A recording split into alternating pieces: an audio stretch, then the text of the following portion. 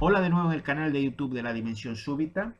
En el anterior vídeo hemos hablado de Soy una cámara de Henry Cornelius, que era una adaptación de una novela de Christopher Isherwood que posteriormente sirvió de base para la película Cabaret de Bob Fosse. Y aquí, por lo tanto, Soy una cámara es una película, digamos, que antecedente de la película protagonizada por Liza Minnelli. Ah, en este caso va a ser al revés. Vamos a seguir con Bob Fosse porque la película que vamos a enlazar es Noches en la Ciudad, Sweet Charity en su versión original inglés, protagonizada por Shirley MacLaine, dirigida por Bob Fosse, y en la que está inspirada en Las Noches de Caviria de Federico Fellini. Es decir, digamos, Shirley MacLaine hace el papel que en Las Noches de Caviria hace Julieta Massina. Tratándose de Bob Fosse, evidentemente es un musical, o no evidentemente. Bob Fosse dirigió 5 largometrajes y 3 son musicales y 2 no. Es decir, no es tan evidente. Los musicales son Noches en la Ciudad, Cabaret, por supuesto, y All That Jazz. Comienza el espectáculo. E hizo 2 que no eran musicales, que eran Lenny y Star 80. Pero él era un famoso coreógrafo y director teatral en Broadway y por lo tanto, pues empezó con un musical. Démonos cuenta de que hablamos de remake, pero yo creo que casi no es un remake, ¿no? Porque hemos hablado de una película realista italiana, La Noche de Caviria, y lo que hacen lo convierten en un musical. Más que remake, habría que hablar de reinvención, totalmente, ¿no?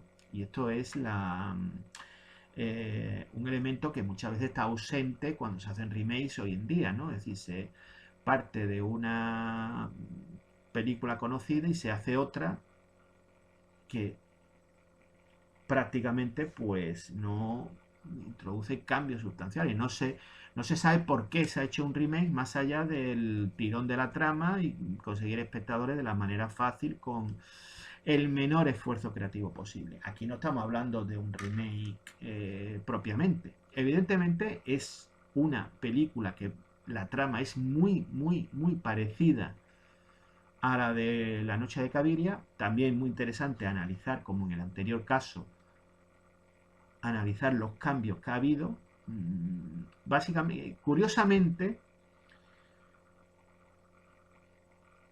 La Noche de Caviria deja peor sabor de boca al espectador con lo que allí pasa, y aquí tiende a dulcificar esos elementos, tiende a ser menos sórdidos. Es decir, no creamos que porque es una película posterior, Noche en la Ciudad del 1969, tiende a recrearse en la sordidez.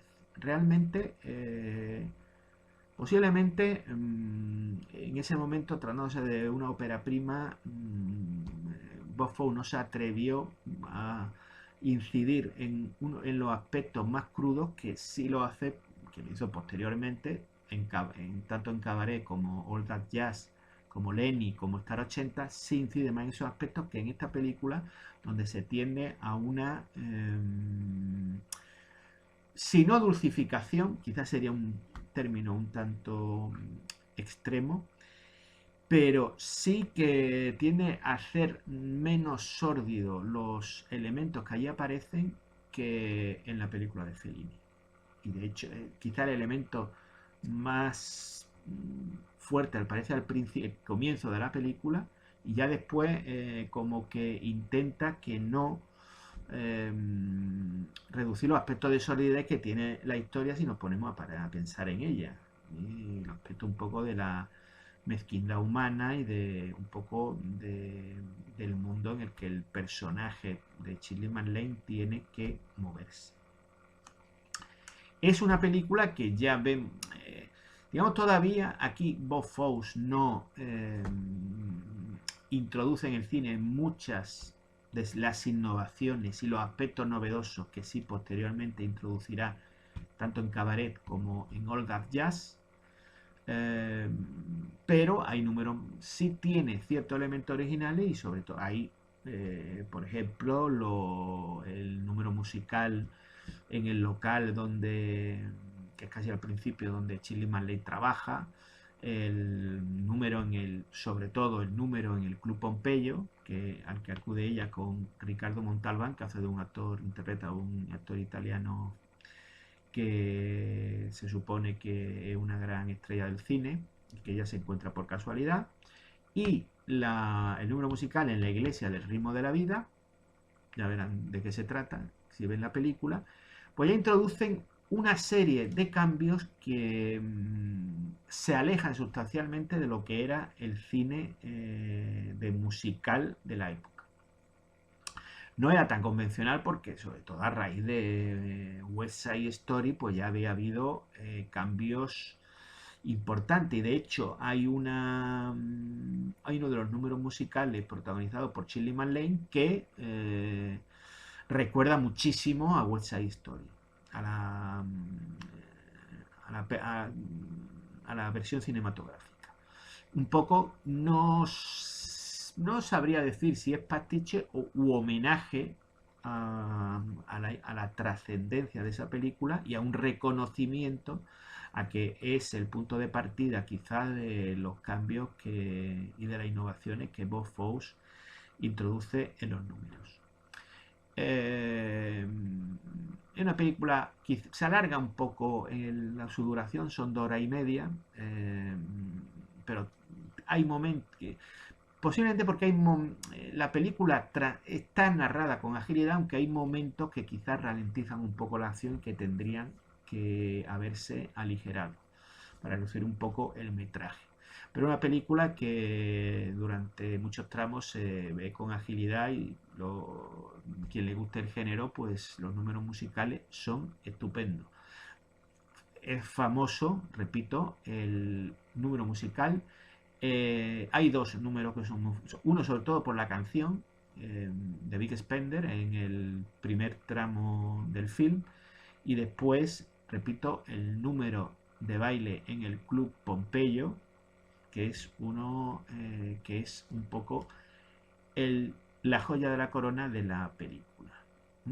Son 2 momentos especialmente importantes en la historia del musical, o al menos en el desarrollo del musical.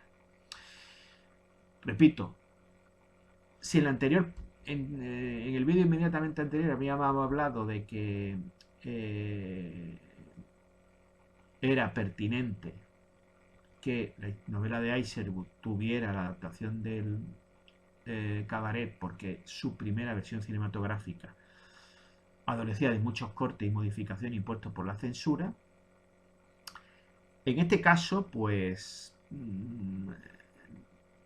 no reinventa la historia, no incluso en algunos aspectos la hace más suave, pero es una reinvención a partir del momento en que convierte la historia para que pueda encajar en una película musical y obtiene un resultado más que satisfactorio.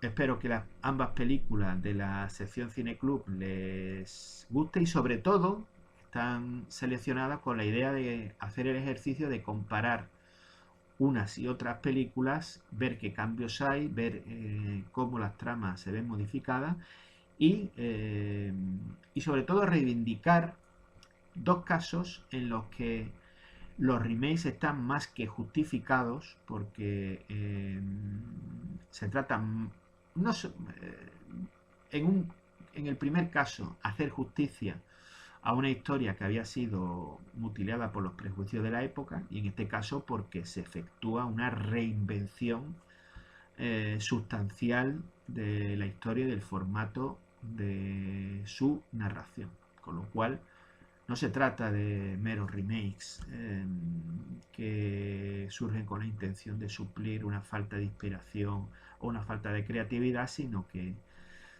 tienen una base y un motivo sólido por el cual realizarse. Espero que le haya gustado las 2 entregas de hoy. No olviden de suscribirse al canal y darle al me gusta si les ha resultado interesante el vídeo. Continuamos en la dimensión súbita. Hasta la próxima.